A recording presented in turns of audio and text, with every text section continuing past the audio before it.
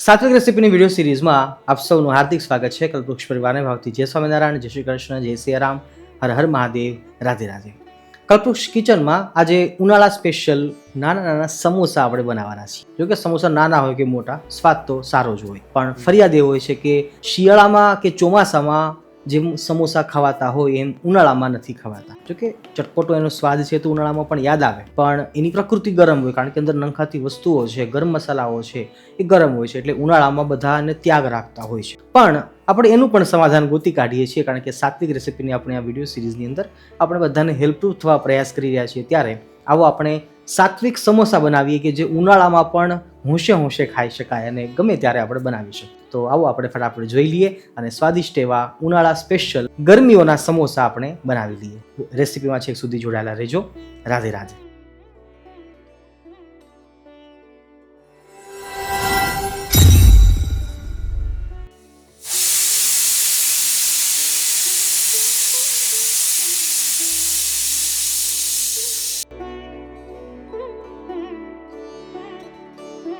ઉનાળામાં સમોસા બનાવવાને મને બહુ ગમે, કારણ કે બહુ ઓછી વસ્તુઓનો ઉપયોગ આમાં થવાનો છે. કઈ કઈ વસ્તુ ઉપયોગ આપણે આજે કરી રહ્યા છીએ એ તમારે જોવું હોય તો હું સમજાવું તમને. પહેલાં તો લીધું છે આપણે આ પનીર છે, એ ઠંડી પ્રકૃતિનું છે, આપણે એ નાખી રહ્યા છીએ ઘણું બધું. એ ઉપરાંત જોઈએ તો સોંફ એટલે કે વરિયાળી, એ પણ ઠંડી પ્રકૃતિની છે, એ પણ જરૂરી છે. ઝીણી લીલી ઇલાયચી, એ પણ ઠંડી પ્રકૃતિની છે, એ પણ નાખીએ છીએ.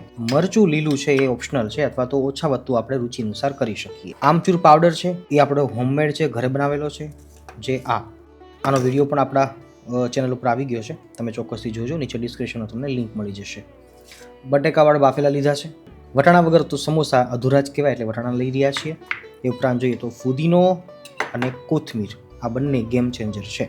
બંનેમાં ફુદીનો તો જરૂર લેવાનો છે, પણ ક્યારે નાખવો એ એક બહુ મહત્વનો પ્રશ્ન છે. આપણે આગળ જોઈએ છીએ. સફેદ તલ, સંચળ પાવડર, એ પણ ઠંડી પ્રકૃતિનું છે, અને મીઠા લીમડા વગર તો વઘાર જ શક્ય નથી. તો બસ આટલી વસ્તુઓનો ઉપયોગ કરવાના છીએ. આમાં જે ઓપ્શનલ વસ્તુઓ છે એમાં બસ લીલી મરચી આવે છે, આપણે ઓછાવતી કરી શકીએ. એની તો લાલ મરચું થોડુંક નાખી શકીએ. બાકી ઉનાળો છે એટલે ગરમી આપણને પેદા કરે એવી વસ્તુઓ નહીં નાખીએ. જેમ કે આદુ છે. સમોસામાં જનરલી શિયાળામાં ચોમાસામાં આદુ વધારે નંખાતું હોય છે, પણ આજે આપણે આદુ જરા પણ નાખવાના નથી. તો આ આદુનો આપણે સદંતર ત્યાગ રાખવાના છે આજના દિવસે. બાકી શિયાળામાં આપણે ચોક્કસથી નાખીશું. અને હા, ખટાશમાં આજે લીંબુ આપણે નાખતા નથી, કારણ કે આમચૂર પાવડર આપણો હોમમેડ છે, એ આપણે આજ લઈ રહ્યા છીએ. અને હા, સૌથી મહત્વની વાત કે એક પણ પ્રકારના ખડા મસાલા, જેમાં લવિંગ હોય, તેજાનામાં બાદિયા છે, કે પછી કાળા મરી છે, કે પછી તજનું લાકડું છે, આ તમામ ખડા મસાલાઓ છે એ આજે આપણે ઉપયોગ કરવાના નથી, કારણ કે તમામ મસાલાઓની પ્રકૃતિ એ ગરમ હોય છે, સિવાય કે લીલી ઇલાયચી, બસ એની પ્રકૃતિ ઠંડી હોય છે, એટલા માટે આપણે એનો ઉપયોગ આજે કરી રહ્યા છીએ. આજે આપણે જે સમોસાનો લોટ બાંધવાના છીએ એની અંદર અમે અડધો મેંદો અને બાકીના અડધા ભાગની અંદર ચણાનો લોટ, ઝીણો બેસન, રોટલીનો ઝીણો લોટ લીધો છે, અને સાથે 2 ચમચી આસપાસ સૂજી લીધી છે. ઉનાળામાં બનાવી રહ્યા છીએ એટલે આપણે આ બધા અલગ અલગ પ્રયોગો કરી રહ્યા છીએ, કારણ કે ફક્ત મેંદો ખાવો એના કરતાં બધી વસ્તુ મિક્સ કરીએ તો ખરેખર સમોસા સારા બને છે. નંબર 2, આજે આપણે અજમાની જગ્યા ઉપર આખી વાંગી કૂટેલી વરિયાળી નાખવાના છીએ. ખાસ ભૂલશો નહીં, અજમો ઉનાળામાં વર્જ્ય છે, કારણ કે એની પ્રકૃતિ ગરમ હોય છે, એટલે સમોસામાં લોટની અંદર આપણે આજે વરિયાળી નાખવાના છીએ. અને સિવાય ઘીથી મોણ નાખીશું, અને એ ઉપરાંત નમક નાખીને લોટ આપણો તૈયાર કરીએ છીએ. 1 વાટકી મેંદો, અડધો કપ આસપાસ ચણાનું બેસન, અડધી વાટકી રોટલીનો લોટ, થોડીક સૂજી, સ્વાદ અનુસાર નમક નાખીએ છીએ, અને આપણી વરિયાળીનો ભૂકો. સૌથી મહત્વનું સ્ટેપ હવે આવે છે. જો 250 ગ્રામ આસપાસ લોટ થયો છે આપણો, તો પછી સામે 50 ગ્રામ આસપાસ તો ઘી થવું પડે. 50 ગ્રામ મતલબ 4 થી 5 ચમચી ઘી આપણે લઈ શકીએ છીએ. અમે અમારી ઘરની ગૌશાળાનું શુદ્ધ ઘી, ગીર ગાયોનું ઘી વાપરી રહ્યા છીએ. તમે પણ ચોક્કસથી ઓછું ખાજો પણ ચોખ્ખું ખાજો, અને ઘી જો ચોખ્ખું ખાવાનો સંકલ્પ થાય તો તમે અમારો સંપર્ક ચોક્કસ કરજો. તમને હવે વિડીયો દેખાશે. અમારા ગુરુકુળની ગીર ગાયોનું ઘી હવે આખા ગુજરાતમાં અને ગુજરાતની બહાર મુંબઈ સુધી પણ અમે ફ્રી હોમ ડિલિવરી પહોંચાડીએ છીએ. ઘી ચોખ્ખું છે, શુદ્ધ છે અને ભેળસેળ રહિત છે, એની જવાબદારી અમારી છે. વધારે નહીં, પરંતુ એટલું ચોક્કસ કહીશ કે અત્યારના સમયમાં તમારા અને પરિવારના શરીરને સારા રાખવા માટે ઘી, તેલ, દૂધ આ બધું ઓછું ખાજો પણ શુદ્ધ ખાજો. અને જ્યારે શુદ્ધ ઘીની જરૂર પડે ત્યારે અમને જરૂર યાદ કરજો. સ્ક્રીન ઉપર તમને નંબર દેખાતો હશે. વધારે માહિતી માટે તમે કોલ પણ કરી શકો છો. જય ગૌ માતા. સાચું કહું ને તો સમોસાનું અને કચોરીનું બંનેનું મોણ કેટલું હોવું જોઈએ, કદાચ જો ચમચીમાં આપણને ના સમજાય, ગ્રામમાં ના સમજાય, કારણ કે બધાની ઘરે વજન કાંટો ના હોય, તો મુઠ્ઠી પડે ને એટલું મોણ જરૂરી છે. Look at this. આ મુઠ્ઠી પડે એટલું મોણ થયું. સારી રીતે મિક્સ કરી લઈએ અને પછી મુઠ્ઠી ભીંસીએ. મુઠ્ઠી ભીંસ્યા પછી આવી રીતે લોટ બંધાય તો સમજવું કે મોણ છે એ બરાબર છે.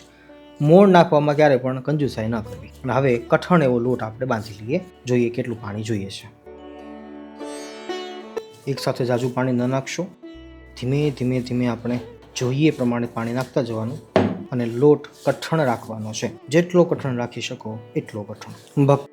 આપણો વરિયાળી ફ્લેવરનો લોટ તૈયાર છે. એટલી સરસ સુગંધ આવે છે કે ન પૂછો વાત. તમે ચોક્કસ ત્યાં ટ્રાય કરજો, બહુ સરસ લાગશે. અને લોટ આપણો આટલો કઠણ છે, જુઓ, વધારે ઢીલો પણ નહીં અને ભાખરી કરતાં થોડુંક વધારે કઠણ આપણે રાખ્યો છે. તો જ આપણા સમોસા છે એ ક્રિસ્પી બનશે, કરકરા બનશે. નંબર 2, હવે આપણે આને રેસ્ટ કરવા માટે મૂકીશું, કારણ કે મસાલા એટલો તો મસળ્યો, પણ એને રેસ્ટ આપીશું. ભીનું કપડું ઢાંકીશું તો 5 થી 10 મિનિટમાં સરસ ફૂલી જશે લોટ. અને ત્યાં સુધીમાં આપણે સ્ટફિંગ છે એને વઘારી લઈએ. ગેસની ફ્લેમને ધીમી રાખીએ. અગેઇન ઉનાળો છે એટલે ઘી લઉં છું, તમે તેલ પણ લઈ શકો છો. આપણું ઘી ગરમ થયું છે અને હવે જીરુંથી ફક્ત વઘાર લઈએ છીએ. જીરુંને ફોડી લઈએ. જીરું ફૂટે તરત જ તલ નાખીએ છીએ. ગેસની ફ્લેમ એકદમ ધીમી રાખવાની છે. એક પણ મસાલો બળવો ના જોઈએ. એ ઉપરાંત તીખી મરચી, ત્યારબાદ મીઠા લીમડાના પાન અને કટિંગ સારી રીતે સોતે કરી લઈએ.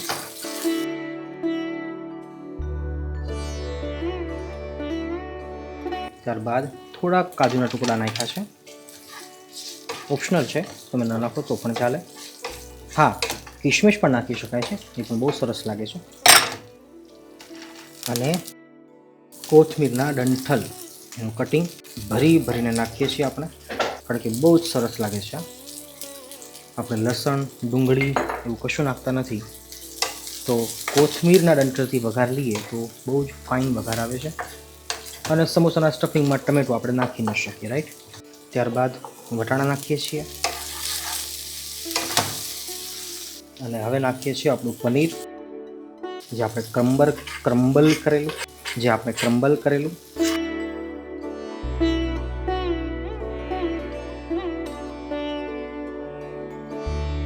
હવે 1 મિનિટનો ટાઈમ ગયો છે.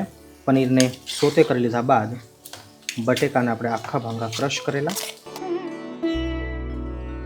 સારી રીતે એને મિક્સ કરી લઈએ. અને હા, બહુ વધારે ચીકણું નથી કરવાનું આપણે બટેકાને, એટલે પહેલાં જ નમક નાખી દઈએ છીએ આ મસાલાઓ પૂરતું. આજે આપણે હળદર પણ નાખતા નથી, લાલ મરચું પણ નાખતા નથી, મરી પાવડર પણ નાખ્યો નથી. બસ જે કંઈ છે એ આ જ છે. અને હા, થોડીક વરિયાળી નાખીએ છીએ ઉપરથી આપણે, હું ભૂલી ગયો અત્યારે. વરિયાળીની સુગંધ બહુ સરસ આવશે. બસ ગેસની ફ્લેમને આપણે બંધ કરી દઈએ છીએ. છેલ્લે થોડીક હું બેલેન્સિંગ માટે ગળપણ નાખું છું, ખાંડ નાખું છું. ત્યારબાદ ઘરનું બનાવેલો આપણો આમચૂર પાવડર છે. તમને આટલો જ લાગતો હશે, પણ બહુ જ ખાટો હોય છે, કારણ કે હોમમેડ છે. આમાં બીજું કશું આપણે મિક્સ કર્યું નથી. પાણીમાં પલાળીને પણ નાખી શકો છો, પણ સમોસાનું બેટર આપણું સ્ટફિંગ છે ઢીલું ના પડે એટલે આપણે ભૂકો નાખીએ છીએ. અને ઠંડી પ્રકૃતિની આપણી ઇલાયચી. બસ આપણો મસાલો તૈયાર છે. સ્ટફિંગને સારી રીતે એકવાર ચલાવી લઈએ અને પછી આપણે સમોસા બનાવવાની શરૂઆત કરીએ. સ્ટફિંગ આપણું સંપૂર્ણ ઠંડુ થઈ ગયું છે અને ત્યારબાદ આપણે નાખીએ છીએ ઉનાળા સ્પેશિયલ ફુદીના ફ્લેવરના આપણા સમોસા છે. બહુ જ ફાઇન લાગે છે. તમે પણ જરૂરથી આવી રીતે ટ્રાય કરજો. ફુદીનાને ગરમ સીધા નહીં નાખશો, પણ ઠંડુ થયા પછી આપણે નાખી શકીએ. અને હવે આપણે સમોસા બનાવવાની શરૂઆત કરીએ. સમોસાનું જે કવર બનાવીએ ને, આ પૂરી વણતી વખતે અટામણનો લોટ લેવાનો નથી હોતો, કોરા લોટનો ઉપયોગ નથી કરવાનો હોતો. બસ આ જ લોટથી આપણે ચલાવવાનું હોય છે. અને ઓવલ આકાર એટલે કે લંબગોળ આપણે વણી લઈએ.